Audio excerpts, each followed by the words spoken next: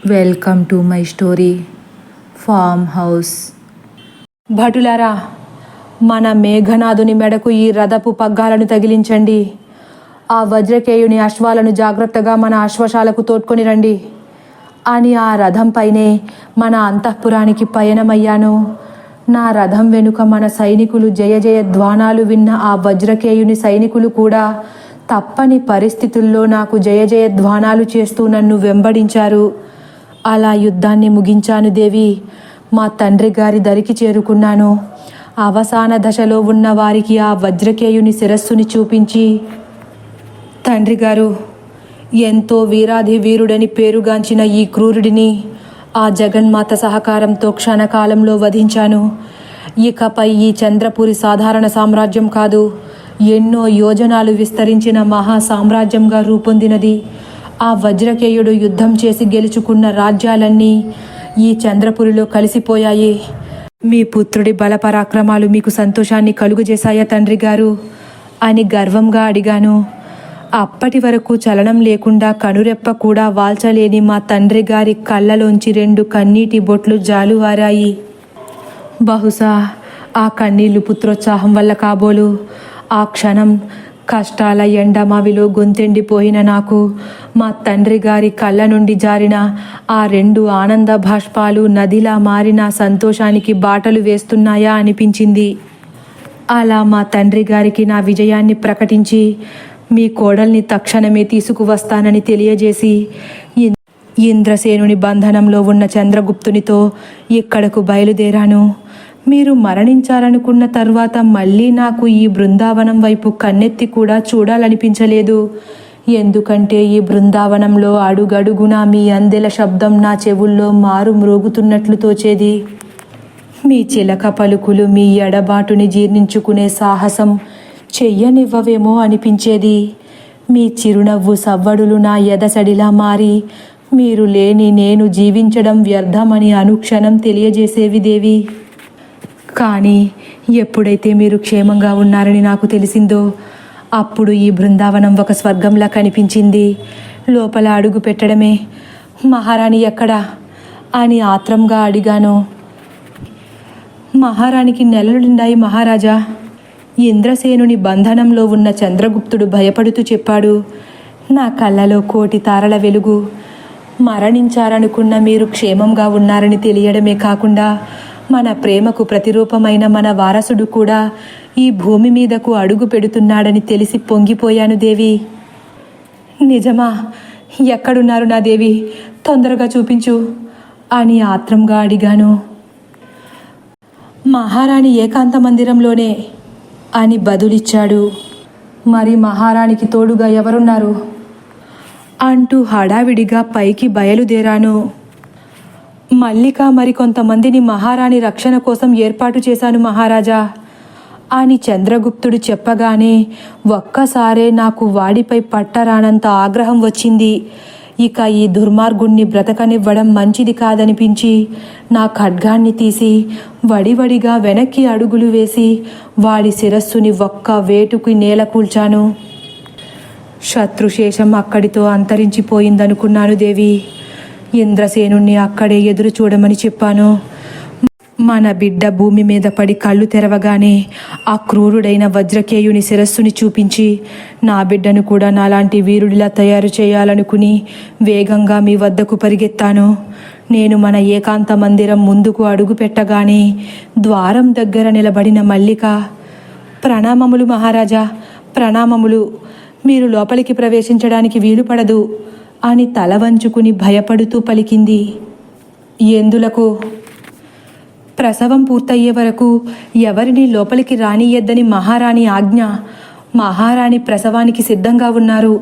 ఈ సమయంలో మీరు లోపల ప్రవేశించడం అని చెబుతూ ఆగిపోయింది. సరే, నేను ఇక్కడే ఎదురు చూస్తాను. ఆ ద్వారం దగ్గరే అటు ఇటు తిరుగుతున్నాను. మల్లిక నా రాకను తెలియజేస్తానని చెప్పి మీ దగ్గరకు వచ్చింది. మళ్ళీ వెనక్కి తిరిగి రాలేదు. చాలా సమయం గడిచిపోతుంది. కనీసం మన బిడ్డ ఏడుపు వినిపించలేదు సరికదా. మీ ప్రసవ వేదన కూడా నా చెవిన పడడం లేదు. నా మనసులో ఏదో అలజడి మొదలైంది. ఇక ద్వారం దగ్గరే నిలబడి ప్రయోజనం లేదనుకుని లోపలికి వచ్చాను. ఆ పాన్పుపై కదలిక లేకుండా జీవోత్సవంలా పడి ఉన్న మిమ్మల్ని చూశాను. ఆ గదిలో మీరు తప్ప ఎవరూ కనపడలేదు. మీకేమైందోనన్న భయంతో మీ వైపు అడుగులు వడివడిగా వేశాను. మీ పక్కనే కూర్చుని దేవి దేవి అని తడిబారిన కళ్ళతో నీ మేనిని తాకుతూ విస్మయంగా చూస్తున్నాను. అప్పుడే సరిగ్గా వెనక నుంచి నా వెన్నులో ఒక ఖడ్గం దిగబడింది. ఆశ్చర్యపోయి వెనక్కి చూశాను. నా వెనుక చంద్రవింద కనిపించేసరికి నిర్ఘాంతపోయాను. నువ్వా? నేనే మహారాజా, నేనే. చంద్రపురి మహాసామ్రాజ్యానికి కాబోయే ఏకైక పాలకురాలిని, మహారాణి చంద్రవిందాదేవిని. పాపిష్టిదానా, తాలి కట్టిన భర్తని సంహరించడానికి చూస్తున్నావా? నీవసలు ఒక స్త్రీమూర్తివేనా? క్షమించాలి, మీరు పొరబడ్డారు మహారాజా. మిమ్మల్ని సంహరించడానికి చూడడం లేదు, ఖచ్చితంగా సంహరించి తీరాలని వచ్చాను అని వెకిలి నవ్వులు నవ్వడం మొదలుపెట్టింది. ఒక ఆడదానికి ఉండాల్సిన లక్షణాలు ఏ ఒక్కటి భగవంతుడు నీకు ప్రసాదించలేదని సిగ్గుపడడం మాని వెకిలి నవ్వులు నవ్వుతున్నావా? ఇందుకు కాదా నేను నిన్ను భార్యగా అంగీకరించనిది? అంగీకరించనందుకే ఇలా అర్ధాంతరంగా చనిపోతున్నారని ఇప్పటికైనా తెలుసుకోండి. మీ దేవి మరణించారు. కాదు కాదు, నేనే హతమార్చాను. నువ్వు హతమార్చావా? ప్రసవ వేదన అనుభవిస్తున్న ఒక సాటి స్త్రీని హతమార్చావా? నీదసలు మానవ పుట్టుకేనా? అంటూ నా వెన్నులో ఉన్న ఆ ఖడ్గాన్ని బలంగా వెనక్కి లాగాను. నా ఒంట్లో రక్తమంతా ధారలా నేల జారుతుంది. భరించలేని నొప్పి నన్ను బాధిస్తుంది. నేను కూడా ఒక స్త్రీనని ఇప్పుడు మీకు గుర్తు వచ్చిందా? నాకు కూడా ఒక మనసుంటుందని, ఆ మనసు కూడా తల్లి కావాలని కోరుకుంటుందని తెలియలేదా మీకు? అది నీ ప్రారబ్ధం. నువ్వు చేతులారా చేసుకున్న పాపాల పర్యవసానం. అయినా నెలలు నిండిన ఆమెను చంపాలని ఎలా అనిపించింది నీకు? నిన్ను బ్రతకనివ్వను. నువ్వు ప్రాణాలతో ఉండడం ఈ భూమికి భారం అంటూ వేగంగా చంద్రవింద వైపు అడుగులు వేశాను. చంద్రవింద ఏమాత్రం బెదురన్నది లేకుండా అలాగే నిలబడి ధైర్యంగా చూస్తుంది. చంద్రవింద మీదకు నా ఖడ్గాన్ని వేగంగా ఎత్తాను. ఇంతలో నా శరీరం ఒక్కసారిగా బాధను తట్టుకోలేక నేల ఒరిగిపోయింది. నాలో శక్తినంతా ఎవరో బలంగా లాగేసినట్లు అనిపిస్తుంది. నా చేయి కదలనంటుంది. ఇంత చిన్న గాయానికే నా శరీరం ఎందుకు ఇలా బలహీన పడిపోయిందో అని నాకు అర్థం కాలేదు. ఎంత ప్రయత్నించినా పైకి లేవలేకపోతున్నాను. నా పరిస్థితిని చూసిన చంద్రవింద పెద్దగా వెకిలి నవ్వులు నవ్వుతూ, లేవండి మహారాజా, లేచి మీ మహారాణిని చంపిన నన్ను కూడా సంహరించండి. వజ్రకేయుడు లాంటి వీరుడి తల తెంపుకొచ్చిన మీకు నా తల తెంపడం పెద్ద సాహసమేమీ కాదు కదా, ప్రయత్నించండి మహారాజా అంది. ఆ ఖడ్గానికి విషాన్ని పులిమావా అని చాలా కష్టం మీద అడిగాను. ఎంతైనా మహారాజు అనిపించుకున్నారు, బాగానే కనిపెట్టారు. కానీ పాపం, మీ దేవిని మిమ్మల్ని విడదీసింది నేనేనని తెలుసుకోలేకపోయారు. నేను తీర్థయాత్రలకు వెళ్ళానంటే నమ్మి మోసపోయారు.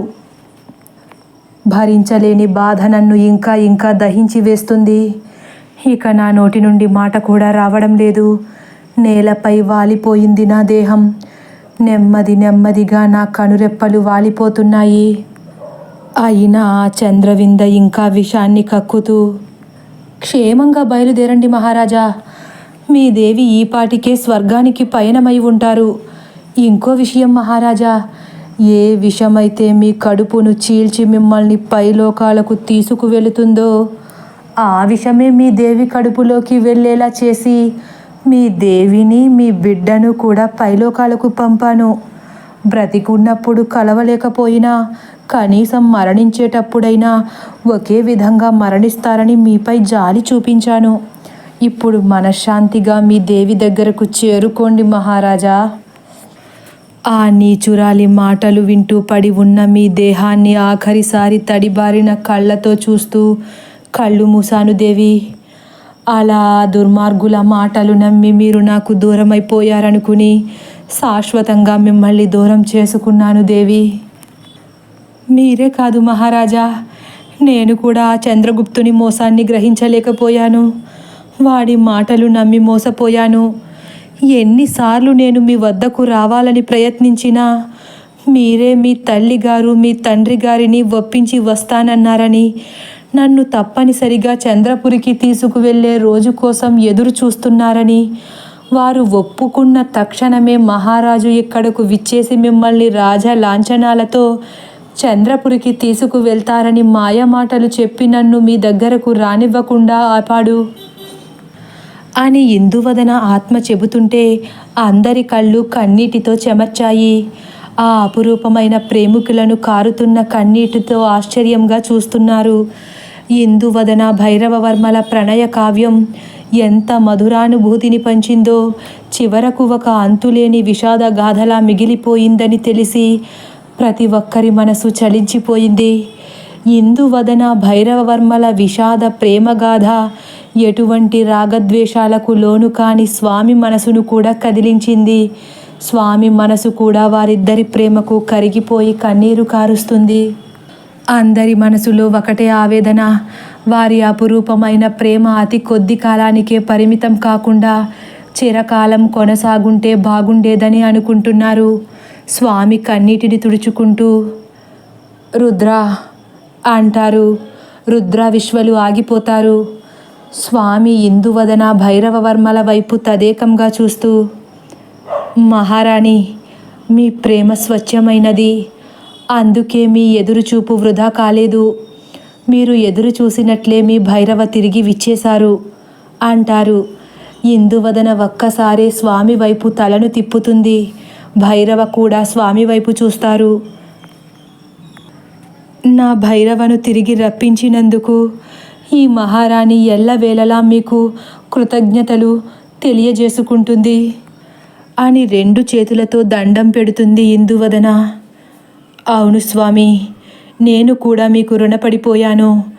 నా దేవి ఆఖరి శ్వాస వరకు నా రాక కోసం ఎదురు చూస్తూనే మరణించినట్లున్నారు. అందుకే చనిపోయినా కూడా నా కోసం తన నిరీక్షణ కొనసాగుతూనే వచ్చింది. మీరు వచ్చి నా ఆత్మని ఆవాహనం చేయక నా దేవి నమ్మకం వమ్ము అయ్యేది, నా మాట బూటకం అయ్యేది. నేనుగా మారి ఉన్న నా దేవిని తిరిగి నా దరికి చేర్చినందుకు మీ అందరికీ కృతజ్ఞులము అని భైరవ కూడా చేతులెత్తి నమస్కరిస్తారు. మీ ప్రణవ కావ్యం ముగిసిపోలేదు భైరవ, ఇప్పుడే మొదలైంది. మీ ప్రేమ ఒక జన్మతో అంతరించపోయేది కాదు. మీ బంధం జన్మ జన్మలకు కొనసాగుతుంది. ఇక మనశ్శాంతిగా ఊర్ధ్వలోకాలకు చేరుకోండి. మీరిద్దరూ మరుజన్మను పొందుతారు. ఈ జన్మలాగా ఆ జన్మలో మీ ప్రేమ అర్ధాంతరంగా ముగియదు. చిరకాలం చరిత్రలో నిలిచిపోయే ప్రేమ గాథ అవుతుంది అని స్వామి చెబుతుంటే భైరవ ఇందువదనల ఆత్మలు ఎంతో సంతోషంతో ఉప్పొంగిపోతాయి. అక్కడ ఉన్న వారందరి మనసులో కూడా కాస్త సంతోషపు ఛాయలు వెల్లివిరుస్తాయి. ప్రతి ఒక్కరి పెదాలపై చిరునవ్వు వచ్చి పడుతుంది. దేవి, మిమ్మల్ని నేనే స్వయంగా ఈ బృందావనం నుంచి తీసుకువెళ్తానని ఇచ్చిన మాట నిలబెట్టుకోవాలనుకుంటున్నాను. నాతో స్వర్గానికి విచ్చేస్తారా అని ఇందువదన కళ్ళలోకి మధురంగా చూస్తూ చేతిని ప్రేమగా తన చేతిలోకి తీసుకుంటాడు భైరవ. భైరవ, ఇందులో మీ గొప్పతనం మాత్రమే లేదు. నా మహారాజు మాట వమ్ము కాకుండా నేను కూడా తరతరాలుగా మీకోసం ఎదురు చూశాను. మీరిచ్చిన మాటను మీరు నిలబెట్టుకునేలా చేశాను. అంతేకాక మీకోసం ఎంతకాలమైనా సంతోషంగా ఎదురు చూస్తానని చెప్పిన నా మాటను కూడా నిలబెట్టుకున్నాను. దీనికి మీరు అంగీకరిస్తానంటేనే నేను మీతో స్వర్గానికి విచ్చేస్తాను అని భైరవ హృదయంపై మరొకసారి వాలిపోతుంది ఇందువదన. తదుపరి భాగం కోసం వేచి ఉండండి. ఒకవేళ నా కథ కానీ మీకు నచ్చినట్లయితే లైక్ చేసి సబ్స్క్రైబ్ చేయడం మర్చిపోకండి. Thank you for watching.